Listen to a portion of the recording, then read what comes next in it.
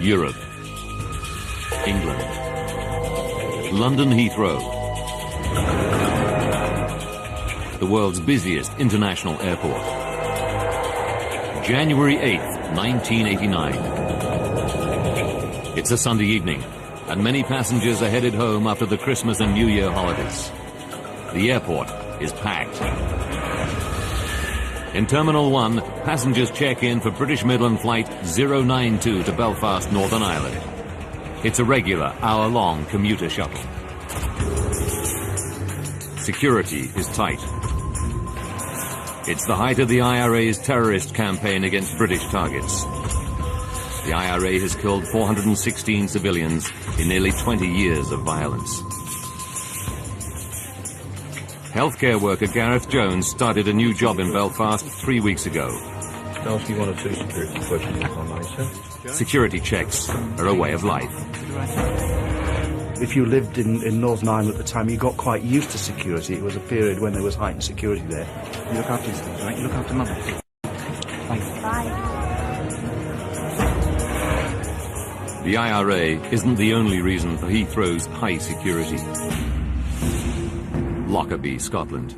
3 weeks earlier, a terrorist bomb blows apart a Pan Am 747 flying from Heathrow to the US. The explosion kills all 259 people on board and 11 more on the ground. It's the worst ever terrorist attack on a US airliner. The authorities suspect it's the work of an Arab terrorist group.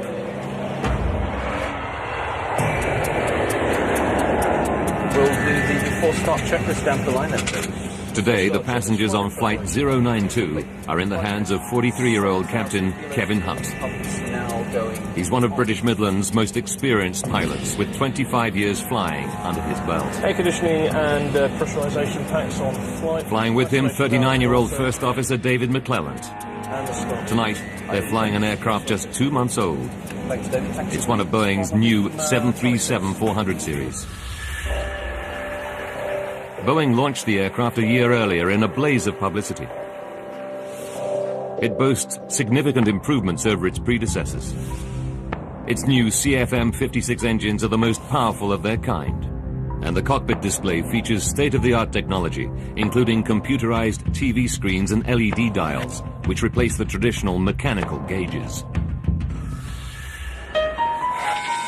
7:15 p.m. Boarding cars, please. Thanks. 118 passengers board the brand new plane and take their seats. Brakes released, and you are clear to push. We're going to start engines 2 and 1 on push. Captain Hunt starts up the 2 engines. The 400 series aircraft is still new to him. He's clocked just 23 hours. First Officer McClelland has 53 hours. All pressures rising. Seatbelts on there, sir?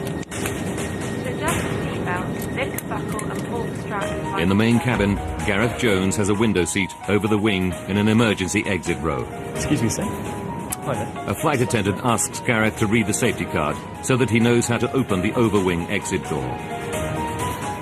Normally he was pretty blasé about it, but it was pleasantly done, and it would have been ill-mannered not to. Air traffic control clears Flight 092 for takeoff. 092 is clear for takeoff, 27 right, surface winds 270 degrees. Weather conditions are perfect. Takeoff on the 27 right button. Happy to go?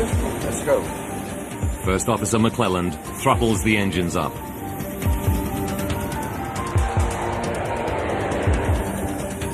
V1, rotate. Positive climb. And gear up. Gear up.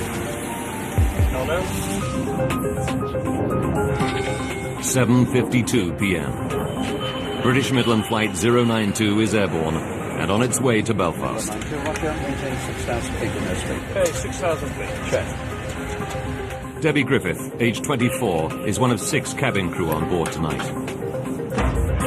She was on standby, but managers called her in at short notice. Yeah. She's been a flight attendant for 2 years. I loved the job, basically because I really enjoyed meeting the people. It was a great lifestyle for somebody of that age. Within minutes of takeoff, the cabin crew start the drink service. With the hold-ups behind them, there's a light-hearted atmosphere. Passengers know they'll be on the ground in under 1 hour. 8:05 p.m. 13 minutes into the flight. The aircraft is climbing through 8,500 meters on its way to a cruising altitude of 10,600 meters. Then, without warning, a massive bang. The aircraft starts to vibrate violently. A routine flight turns into every air traveler's worst nightmare.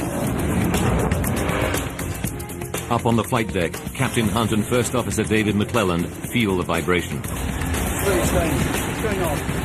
Much worse, they smell smoke. What's going on? We've got a fire coming through. Tell ATC we need to start at this end.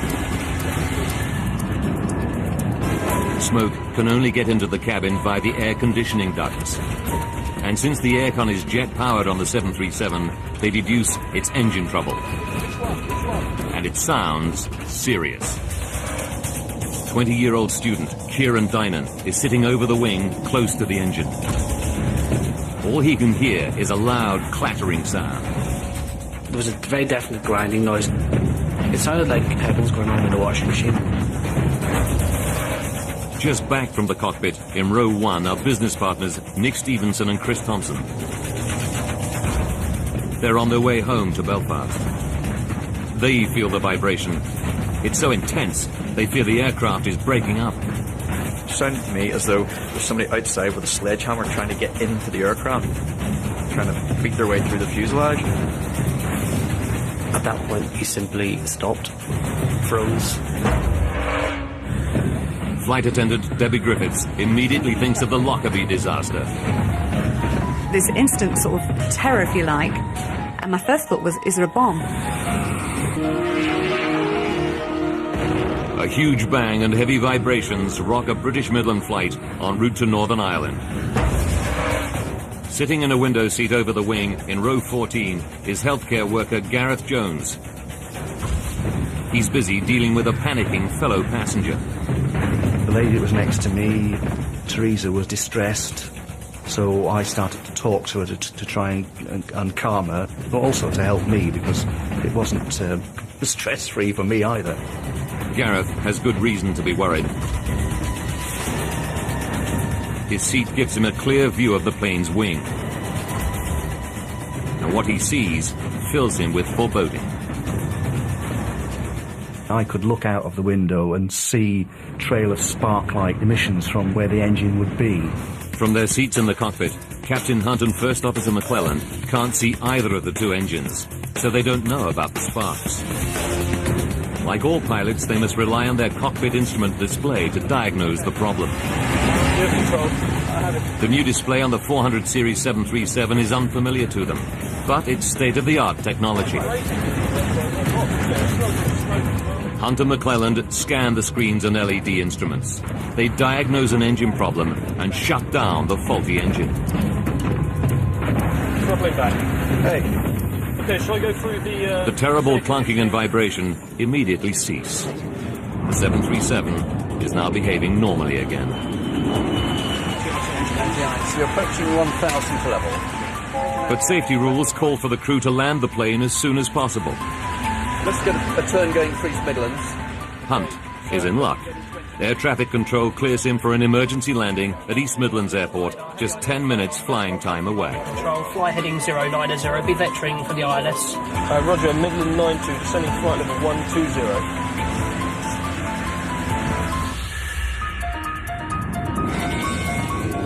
(8:10 p.m.) Ladies and gentlemen, this is Captain Kevin Hunt. Maybe aware we've had a problem with the aeroplane. The captain goes on the intercom to calm his 118 passengers and to tell them he shut down the malfunctioning engine. We are on port, therefore unable to continue our flight into Belfast. He says they'll be safely on the ground in 10 minutes. There should be perfectly routine landing, as I say. Gareth Jones is relieved to see that the problem engine has stopped throwing out sparks. He's convinced the captain now has everything under control. 8:17 p.m. The aircraft descends through 2,000 meters. They're 8 minutes from touchdown. So 160, please stay with flight level 40. And 1 minute later, air traffic control tells Captain Hunt to make a right turn to line up with the runway. Midland 092, descend to altitude 3,000 feet. Midland 92, descend altitude 3,000 feet. Shame. They're on final approach. The cabin crew take their seats for the remaining few minutes.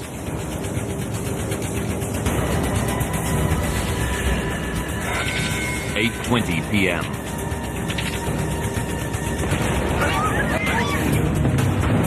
Another, even louder bang rocks the aircraft.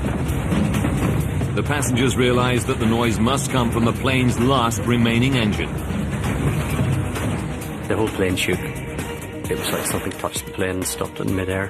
And at that point, frankly, my blood just went cold. Now there are more vibrations, worse than ever. Vibration was incredible. It was almost impossible for me to focus on Chris, who was sitting in the seat beside me. And I remember thinking, if this keeps vibrating like this, the aircraft is going to fall apart. Being absolutely terrified, not really knowing what was going on. Gear down. Gear down. And flat 15. Air traffic control clears Captain Hunt to descend to 600 meters. Final touch, please. They must get the plane down and fast before their last engine fails altogether. Frost is going. Tell them we've got a problem with the other engine. Then, everything goes silent.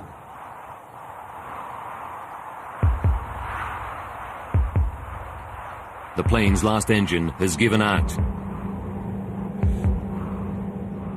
The passengers now know they're going down. I actually can't remember the noise of wind going by the plane, just this sort of rushing sound. And the plane then dropped. It started just to go down, like going over the top of a roller coaster. I remember thinking to myself, well, there's nothing you can do about it. If him upstairs wants to take you now...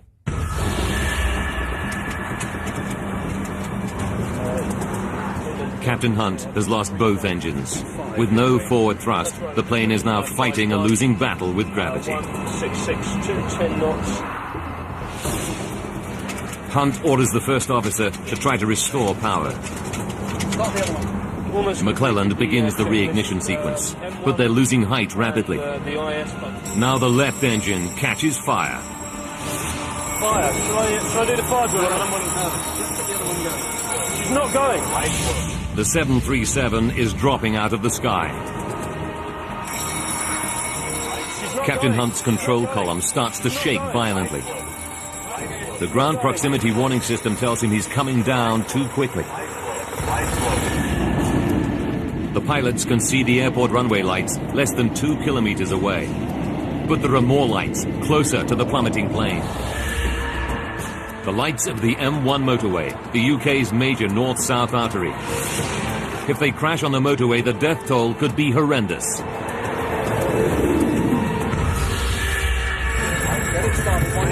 not going. But Captain Hunt is all out of options.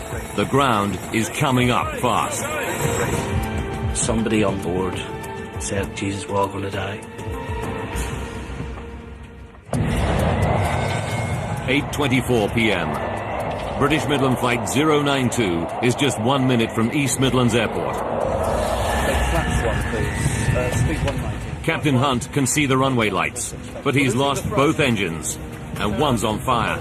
His only hope, to keep the aircraft airborne long enough to crash land on the runway. The passengers haven't heard from the captain for 10 minutes, but they know they're going to crash. Stupid thoughts go through your head, like who's going to cut the grass. Part of your brain is saying, this plane's crashing, and part of it was saying, it can't be, because it doesn't happen. Now Captain Hunt can see the village of Kegworth. Desperate to avoid crashing into it, he raises the nose to stretch the glide. The 737 passes over the village at an altitude of just 60 meters. Where have I noticed what I think was a church spire, which actually went by the window. And I sort of thought, a church spire going past the window, I'm in a plane. But beyond Kegworth, lies the M1 motorway.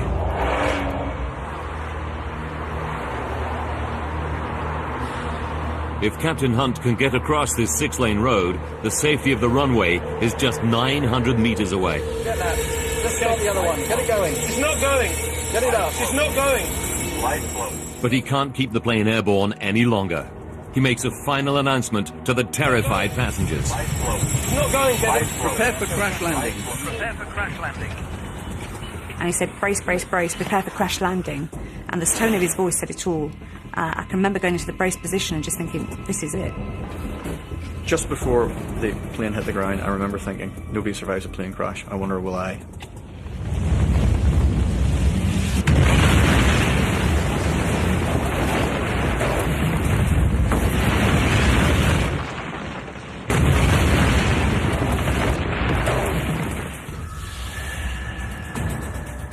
"30 meters before the motorway, the tail section hits the ground and bounces back into the air. The plane smashes through trees near the edge of the motorway. It was horrendous. It just seemed to go on forever. It sort of sucked the breath out of you. It careens across the road, destroying a light on the central reservation. The aircraft slams into the embankment on the far side of the M1 and breaks into 3. I just remember being crushed and then nothing. Total silence. It comes to rest just 900 meters from the safety of the runway. Captain Hunt made it across the motorway just. Incredibly, no cars are passing at the moment of the crash. Inside the wreckage of the 737's middle section, Gareth Jones and his fellow passenger Teresa are alive. They're sitting over the wing, the strongest part of the aircraft. Gareth is not even badly hurt. He cannot believe his luck, but the danger isn't over yet. When I opened my eyes, I could see the little bush that was on fire and thought, hang on, this is dangerous. We're right over the wing's full of fuel, we'd better get out of this place pretty quick. It's a miracle the plane's 5,000 plus litres of aviation fuel haven't caught fire. But the fuel is now pouring out of the damaged wings, and one of the engines is still in flames. If the fuel ignites, Gareth and any other survivors will have little chance. Having lived through an air crash, they could still burn to death. Gareth desperately pulls the emergency door handle, but it won't open. Fortunately, I remembered Jamie's instructions on the card and grabbed the handle, pulled the door in and threw it out. Before the crash, Gareth told fellow passenger Teresa that if they survived the impact, he would get her out. I remember sticking my head back in through the hatch and shouting to Teresa, give me a hand, and this little hand appeared out of the blackness. And I remember pulling her out through the door. Now Gareth climbs back into the plane to look for other survivors. He finds a horrifying scene. Twisted wreckage, injured people shouting for help, and others who are ominously silent. There were people clearly struggling to get out and others that were not moving, and you knew what had happened to those that were not moving. And that's one of the memories that I'll carry with me to my grave. In row 1, in the plane's broken front section, business partners Nick Stevenson and Chris Thompson. Chris is unconscious and severely injured, but Nick is one of the luckier ones. He comes round quickly. The first thing I thought is, I'm alive. The second thing I thought is, there's going to be a fire, get out. He doesn't have the strength to help Chris. He tries to get up, but a searing pain in his left leg stops him. And yet he knows he must overcome the pain to get out. You know, the survival instinct just takes over. The drive, it's incredible. I just knew I was going to get out. I had to get out. Nothing else was of any importance whatsoever. He reaches a break in the fuselage and shouts to passing drivers who've stopped to help. He said, yeah, we see you, you're okay, you know, we'll get you. Carried me down the embankment. Still trapped in the wreckage of the nose section, flight attendant Debbie Griffith. She's in a bad way. But her main fear is a fuel explosion. I was having real problems breathing and actually felt like I was dying. I was really sort of fighting to live. And I just expected the engines to go. And I can actually remember thinking, it has to be quickly. And 20-year-old Kieran Dynan hangs right over the edge of the shattered midsection. He's badly injured and drifts in and out of consciousness. All the seats in front of me were gone. There's nothing. It was just debris and nothing. 8:30 p.m. 5 minutes after the crash, the fire crews reach the aircraft. They start to douse the whole area with foam.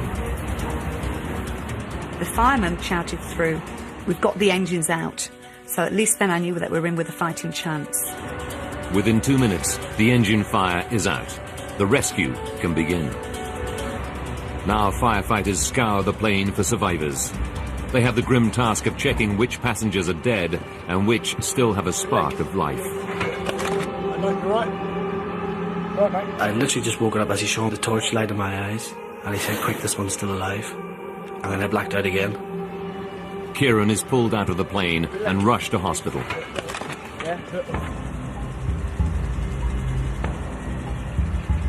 8 hours after the crash, rescuers pull the last survivor from the wreckage of British Midland Flight 092. The time is 4:20 in the morning. Of the 126 people on board, the impact kills 39. 8 more die in hospital from their injuries. Among the survivors, the 2 pilots, David McClelland and Captain Hunt. Both are seriously injured by the impact. Captain Hunt is paralyzed. The survivors have been describing what happened and praising the skill of the plane's pilots. But what could cause a brand new aircraft to simply fall out of the sky? Sabotage by terrorists is one possibility. It's just 3 weeks since a Pan Am 747 exploded in mid-air above the village of Lockerbie in Scotland, killing 270 people. Did a terrorist bomb down this plane too? Now, by rewinding the day and by going deep into the investigation, we can reveal what really happened on Flight 092. Advanced computer simulation will take us where no camera can go, into the heart of the disaster zone.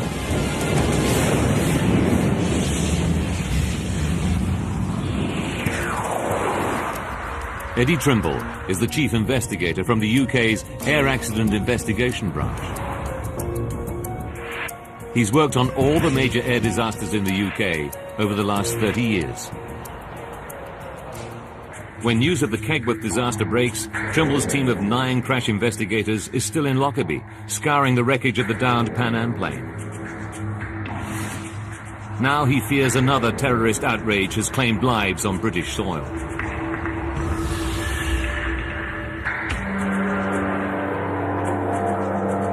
Trimble arrives at the crash scene around midnight, just 4 hours after the accident.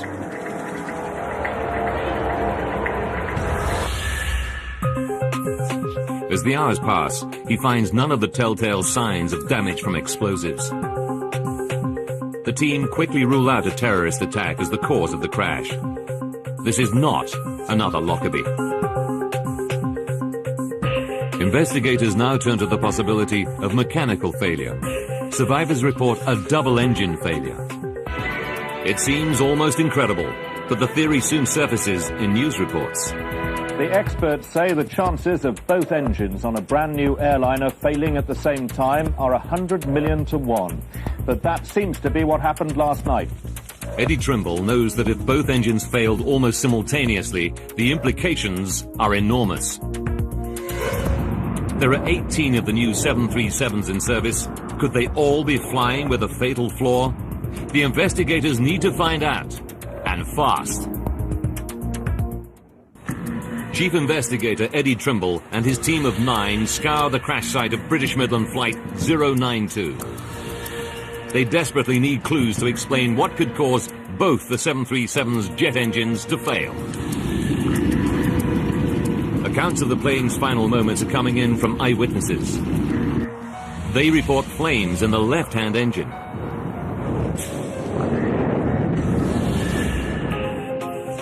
Trimble starts to probe the left engine. It's not an easy job. The crash impact seriously damaged it. But he soon finds something that's clearly not crash-related. The fan blades. Most of them are severely damaged or fractured. Trimble concludes that the fan blade fracture threw debris deep inside the engine. The resulting damage was fatal.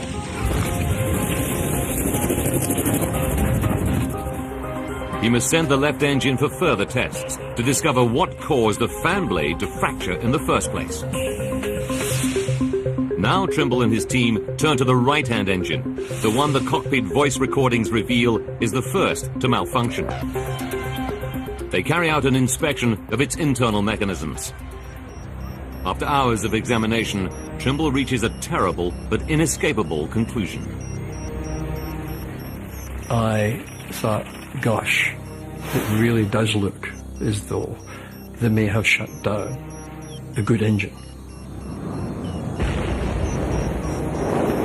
Trimble realizes that when the left-hand engine starts to go wrong, the flight crew inexplicably shuts down the perfectly good right-hand engine.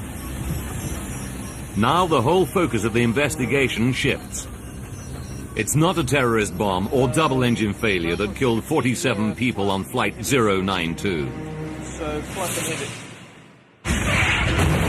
It's a catastrophic human error. This astonishing discovery rocks the aviation world. How could such experienced pilots shut down the wrong engine on a brand new aircraft?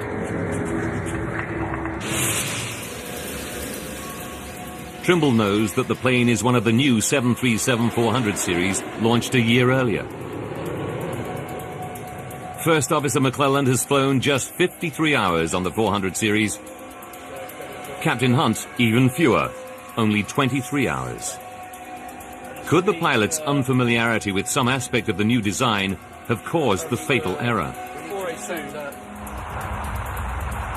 To find out, Trimble must probe every twist and turn of events on Flight 092. Using the cockpit voice recordings, he starts to analyze every decision the pilots took on the flight deck. Okay, we're just turning off the localizer. Tell them we're fully established. Midland 092 is fully established. 8:05 p.m., just under 20 minutes before the crash. On the left engine, a fan blade fractures. The broken piece lodges inside the engine casing. The damage to the fan blade throws the finely calibrated engine out of balance. The engine now starts to shudder violently, setting up a vibration that rocks the whole plane. The fracture fatally damages the left-hand engine. It's now just a matter of time before it fails altogether. The flight crew feel the vibration and smell smoke escaping through the damaged engine seals into the air conditioning duct. They wrongly assume there's a fire in one of their two engines. Captain Hunt asks which is the problem engine. Which one? Which one? The cockpit voice recorder reveals the first act in a terrible chain of events. First Officer McClelland starts to say left, but then changes his mind. No, it's the right one. Eddie needs to find out why McClelland hesitates and then gets it wrong. He knows that the pilots can't physically see the engines. They must rely on their instrument display to diagnose the problem. The cockpit display on the new 400 series boasts LED dials and screens in place of traditional mechanical instruments. Did Hunter McClelland have trouble interpreting its unfamiliar instrument display? Okay, we'll throttle it back. The new display has a meter to monitor unusual vibration on each engine. These should allow the pilots to see at a glance which engine is in trouble. The meters have always been a feature of the 737 cockpit display, but on the 400 series they look very different. On the new 737, the engine vibration meter has an LED needle. It swings around the outside of the dial instead of the inside as in earlier versions. and it's only the size of a 20-pence piece. Trimble learns that Hunt and McClelland went on a one-day course to learn about the new 400 series. But he finds that neither of them received any simulator training on the Engine Instrument System, or EIS. Neither pilot had had the opportunity to fly a simulator and learn how to interpret the EIS, whether in normal operation or, very importantly, during abnormal operation. The crew's unfamiliarity with the new plane means they lose their first opportunity to diagnose the problem correctly. But it's still a mystery why they reached the conclusion that it's the right-hand engine that's malfunctioning. The cockpit voice recordings give Trimble another clue. Can you smell that? What is that? It doesn't mean something. It smells something. When the pilots smell smoke from the damaged engine, they know the only way it can reach the cockpit is via the air conditioning system. Can you smell that? There's a fire coming through. In Captain Hunt's experience, the air conditioning on a 737 is powered by the right-hand engine. Which one is it? He assumes that is where the smoke is coming from. Well, throttle it back. Throttle it back. But Boeing has made another change to the latest 737. On the new planes, the air conditioning is powered not just by the right engine, but also by the left-hand engine. 8:07 p.m. Misled by the smoke, the pilots miss their second chance to diagnose the left-hand engine as the problem. Now, First Officer McClelland throttles back and shuts down the perfectly functioning right-hand engine. Everything seems to return to normal. The heavy vibration and banging has stopped. Ladies and gentlemen, this is Captain Kevin Hunt. If you've been aware in the cabin, we've had some smoke. And that's, A relieved Captain Hunt even goes on the intercom to tell passengers what he's done. Had to shut the right engine down as a result. We can't be... But Hunt's mention of the right engine confuses many passengers. Student Kieran Dynan recalls seeing sparks and flames coming out of the engine on the left-hand side of the plane. I thought it was strange. Why is he turned off the good engine? When it's so obvious this engine is all on fire.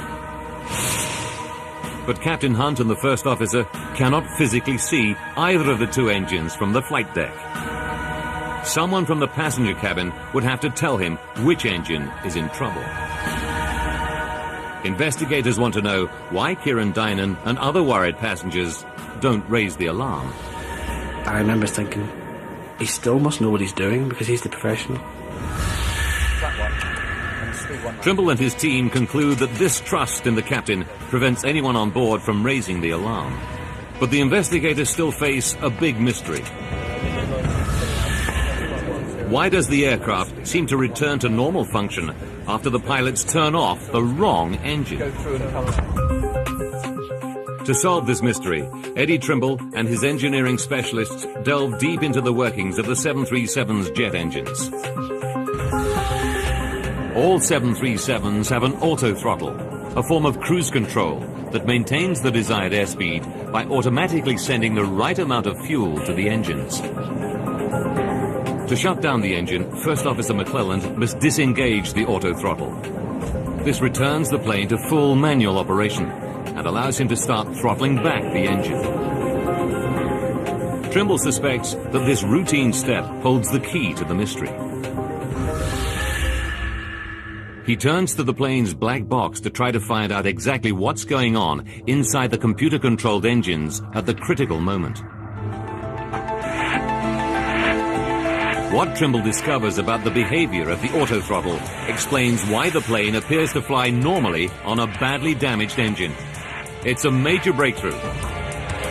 The investigation team can now unravel exactly what happened aboard Flight 092 in the final, fateful seconds from disaster. 8:05 p.m. When the fan blade fractures on the left engine, its fragments damage the engine severely, causing a reduction in fan speed. The autothrottle reacts by pumping more fuel to the stricken engine, trying to maintain the fan speed. This causes the damaged engine to shudder violently and throw out sparks. These ignite surplus fuel, causing the flames seen by the passengers. 8:07 p.m. It's the left. No, it's the right one. Okay, Misled by the smoke coming through the air conditioning, the crew misdiagnosed the problem engine. Captain Hunt orders the fully functioning right-hand engine to be shut down. Okay, throttle it back. First Officer McClelland disengages the autothrottle and instantly pulls back the thrust lever on the right engine. The minute he does so, the vibration stops and the smell of smoke disappears. Eddie Trimble now knows why. Data from the black box reveals that when the pilots disconnect the autothrottle in order to shut down the right engine, both engines return to manual throttle. Sensors inside the damaged left engine detect that it's spinning slower than normal, which triggers a reduction in fuel flow. With the fuel flow now at a level the engine can handle, the vibration and flames disappear. Now the left engine appears to be functioning normally, when in fact it's fatally damaged. The crew naturally think they've shut down the correct engine. What they don't realize is that it is disconnecting the auto throttle that solves the problem, not, as they believe, closing down the right-hand engine.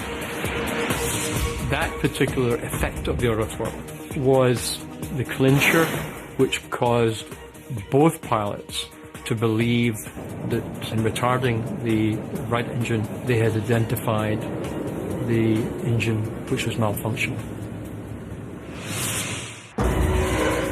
It's a revelation to the investigators that the behavior of the 737's autothrottle might mislead pilots during an engine malfunction.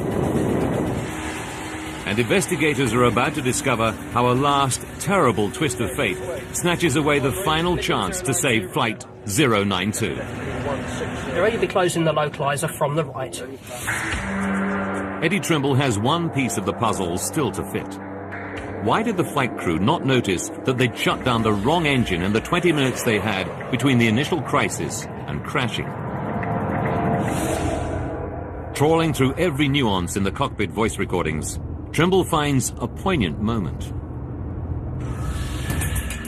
12 minutes and 15 seconds to disaster. The plane seems to be back to normal, but Captain Hunt's training tells him that after an in-flight crisis, it's essential to review all decisions to make sure no mistakes were made. What did we actually get? We got vibration. But just as he starts his review, air traffic control interrupts him. The surface wind is indicating westerly at 5 knots. They clear Captain Hunt to descend to 1,200 meters for landing in 12 minutes' time. He does not resume the review of events with his first officer. Had he continued, he may have spotted his error. But tragically, the crew missed their last chance to prevent the crash. 4 minutes and 40 seconds to go. We can arm approach now. Check, we'll take flaps 1, please. Speed 190. The pilots increase throttle to the left engine to control their descent. What they don't realize is this act will deal the engine its fatal blow. Increasing the fan speed throws more debris from the fractured fan blade deep into the engine. Thrust is going. Losing the thrust. Okay. Tell them we got a problem. It's now tearing itself apart, and the runway is still 21 kilometers away. 1 minute to go. The engine loses all power. It now catches fire. Got a fire in the number 1 engine. No, forget that. Just start the other one. Get it going. Captain Hunt has run out of time. He's lost both engines.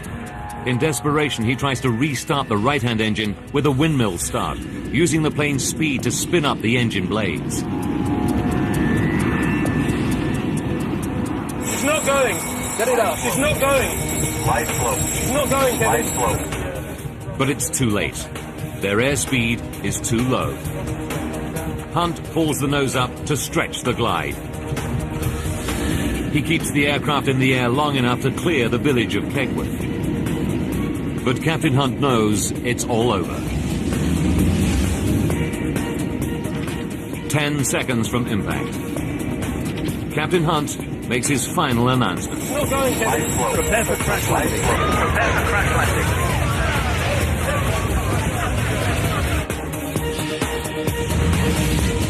At 8:24 and 43 seconds, British Midland Flight 092 crashes into the motorway embankment at 185 kilometers per hour.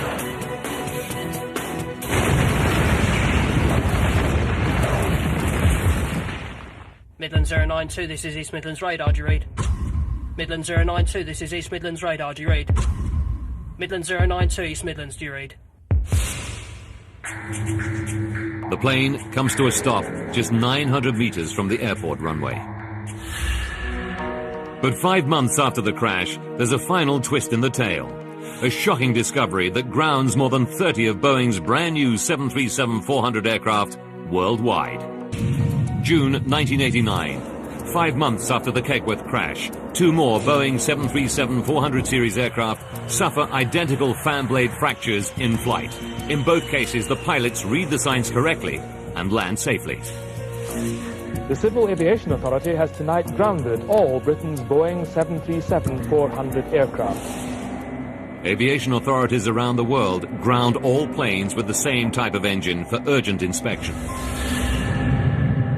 CFM, the engine's manufacturer, discovers a design fault in the fan blades. Running at maximum power above 7,600 meters, the low air density sets off a previously undetected vibration in the blades.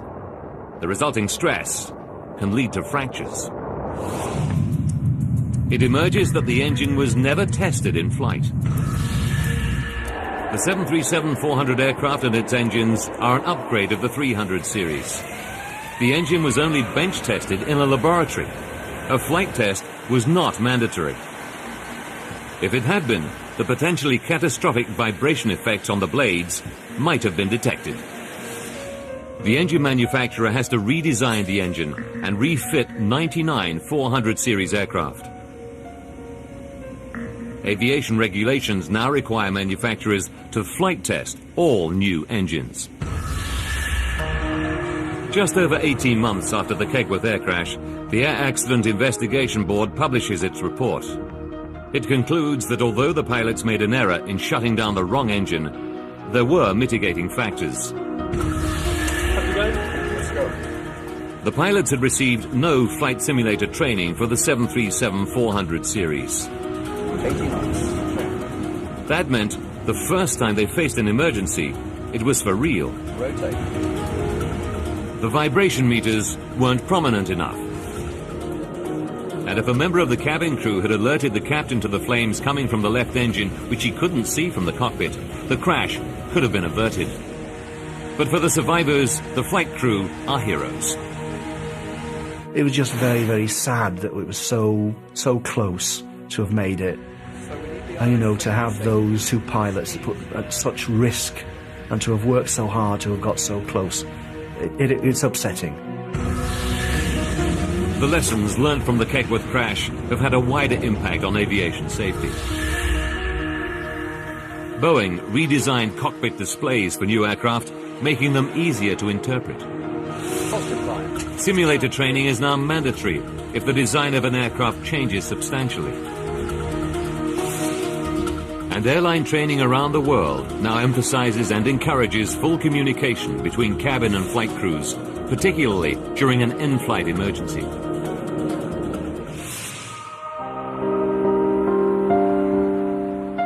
Of the 126 passengers and crew on board, 47 lost their lives. For the survivors, nothing can erase the memory of that dreadful night. But they have rebuilt their lives. Chris Thompson and Nick Stevenson both recovered from their injuries. They're still in business together in Northern Ireland. Kieran Dynan is now married with a young daughter. You know, you still worry about things, but I don't worry more.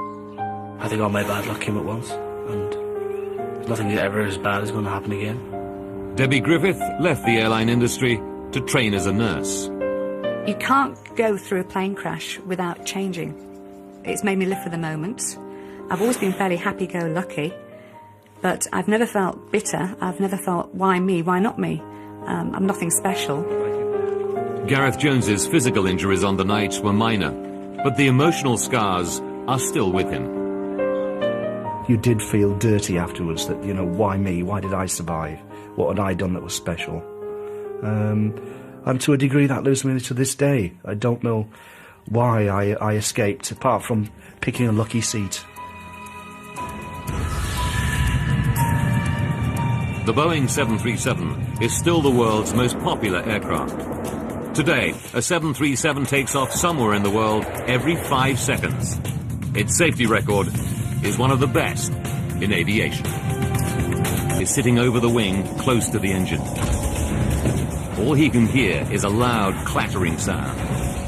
There was a very definite grinding noise. It sounded like pebbles going on in a washing machine. Just back from the cockpit, in row 1, are business partners Nick Stevenson and Chris Thompson. They're on their way home to Belfast. They feel the vibration.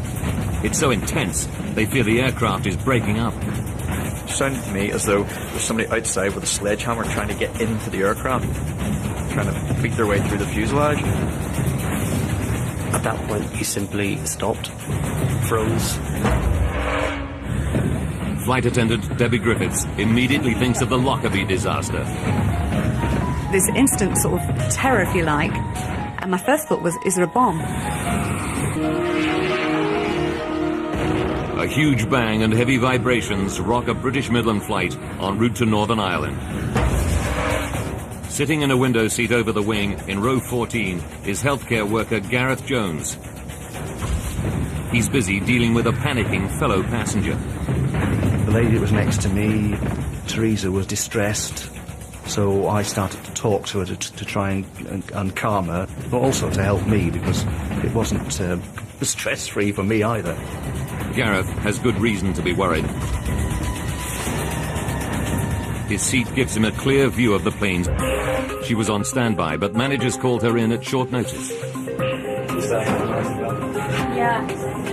She's been a flight attendant for 2 years. I loved the job, basically because I really enjoyed meeting the people. It was a great lifestyle for somebody of that age. Within minutes of takeoff, the cabin crew start the drink service.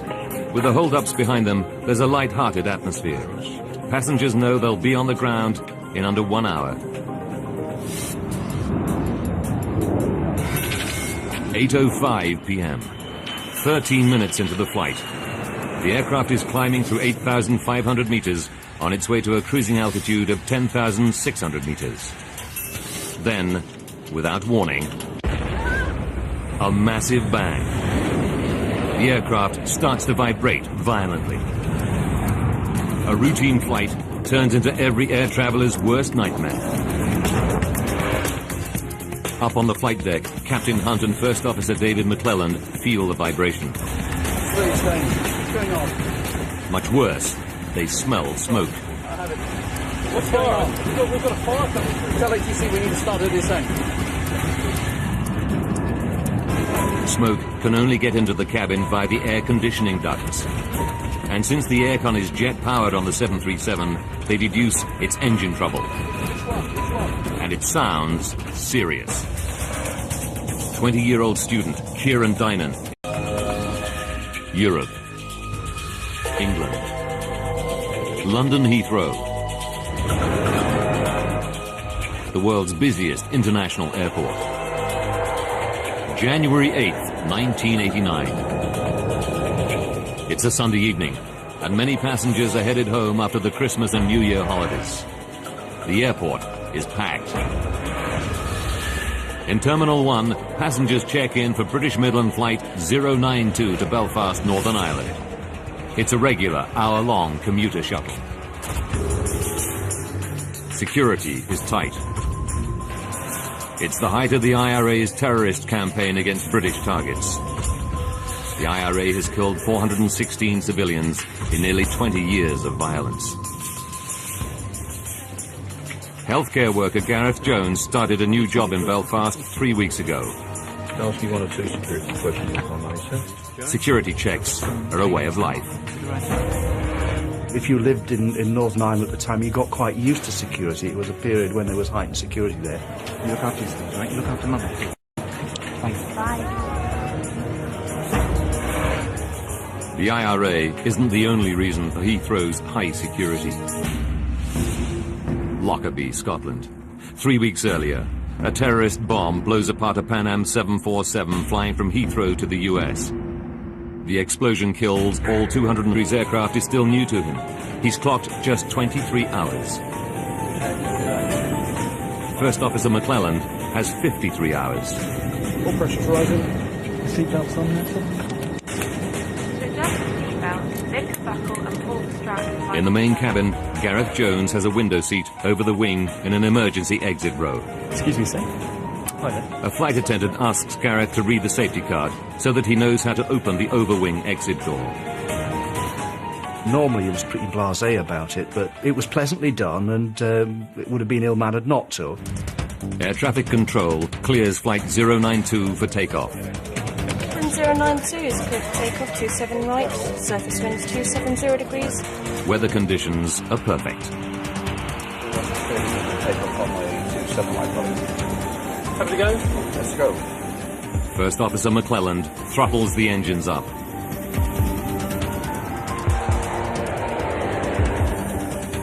D1, rotate. Positive climb. And gear up. Gear up. Hell no. 7:52 p.m. British Midland Flight 092 is airborne and on its way to Belfast. Roger, maintain 6,000 feet in airspeed. Okay, 6,000 feet. Check.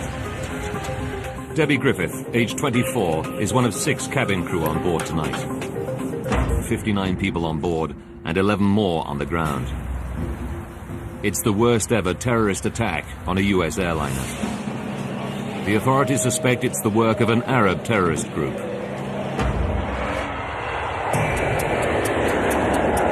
We'll do the before start checklist down the line then, please. Today, the passengers on Flight 092 are in the hands of 43-year-old Captain Kevin Hunt. He's one of British Midland's most experienced pilots, with 25 years flying under his belt. Air conditioning and pressurization packs on flight. Flying with him, 39-year-old First Officer David McClelland. Tonight, they're flying an aircraft just 2 months old. It's one of Boeing's new 737-400 series. Boeing launched the aircraft a year earlier in a blaze of publicity. It boasts significant improvements over its predecessors. Its new CFM56 engines are the most powerful of their kind, and the cockpit display features state-of-the-art technology, including computerized TV screens and LED dials, which replace the traditional mechanical gauges.